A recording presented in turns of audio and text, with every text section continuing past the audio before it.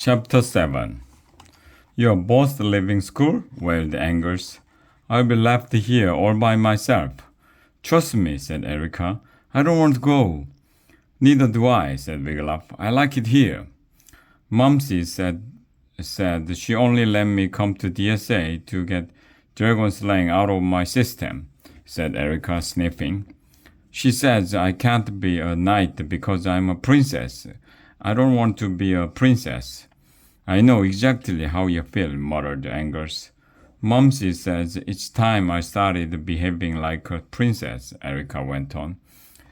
At Princess Prep, I'll have to take classes like the haughty Lou, the princess walk, and how to order subjects around. Yuck!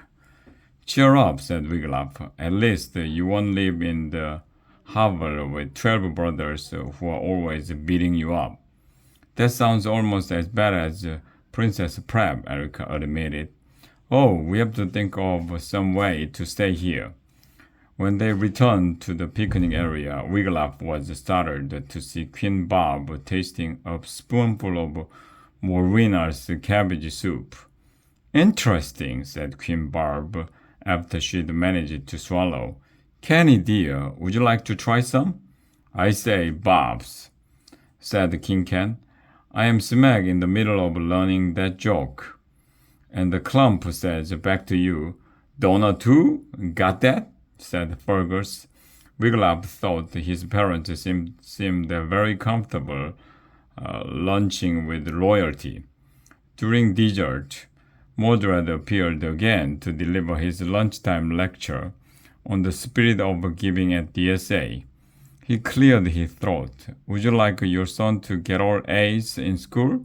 No problem. Would you like to have the DSA dining hall named in your honor? It could happen. Or how about turrets sporting a big brass plaque with your crest on it? Easy as pie. All you have to do is... Knock knock, Fergus called out. What? You again? Oh, all right. Who's there? Said Mordred grudgingly. Joan, called Fergus. Joan who? Said Mordred.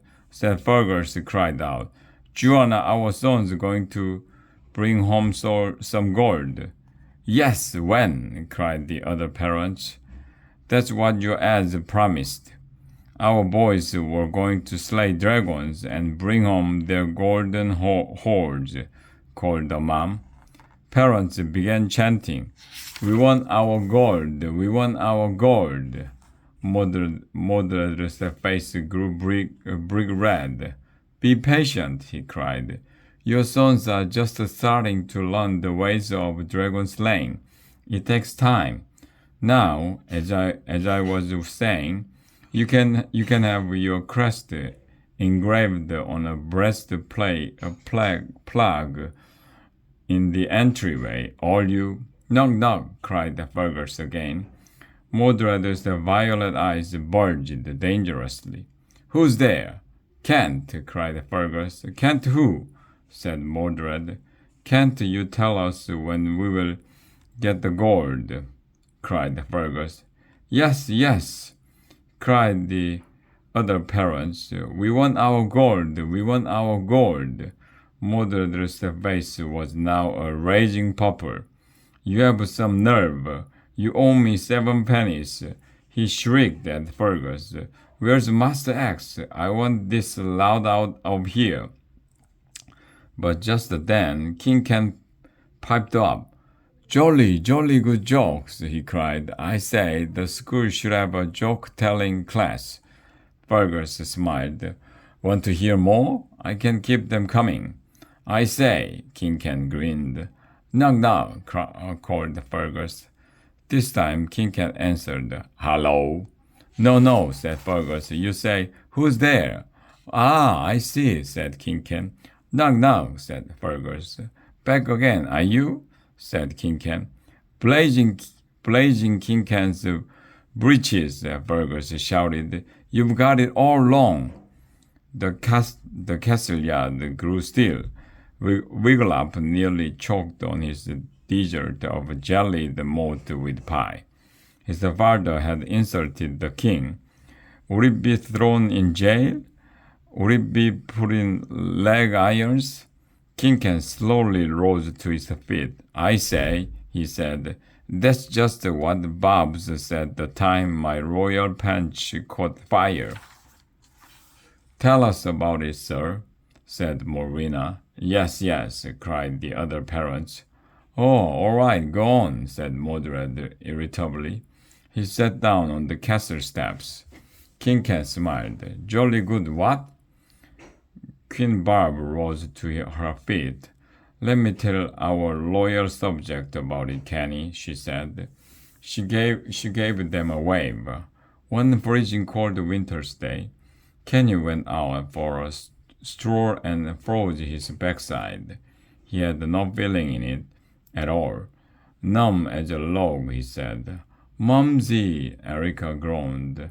When he came home, Queen Barb said, Kenny tried to thaw himself out by backing up to the roaring fire in the fireplace.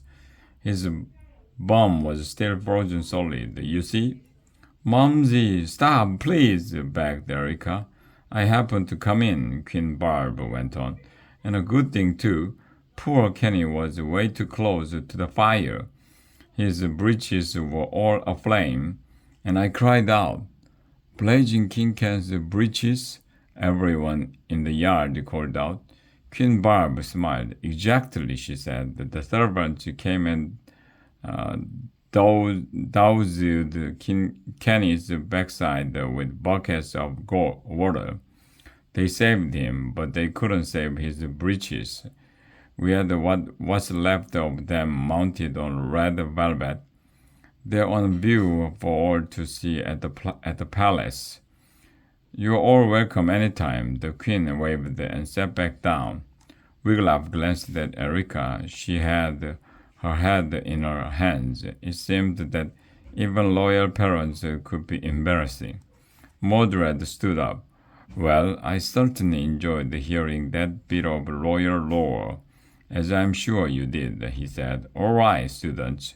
Lady Lobelia tells me it's time for you to report to the Lobelia the Marvelous Playhouse to get ready for the play. Parents, stay right where you are. You like the play? You like the play, Wiglaf told his parents as he got up. I have a big part. Here's for luck, said Morwenna, tossing a whole handful of salt over Wiglaf's shoulder. Wiglaf and his friends headed for the theater. As he went, Wiglaf heard Mordred saying, My dear, dear DSA parents, would you like your son to get all A's in school? No problem. Would you like to have the DSA dining hall named in your honor? It could happen.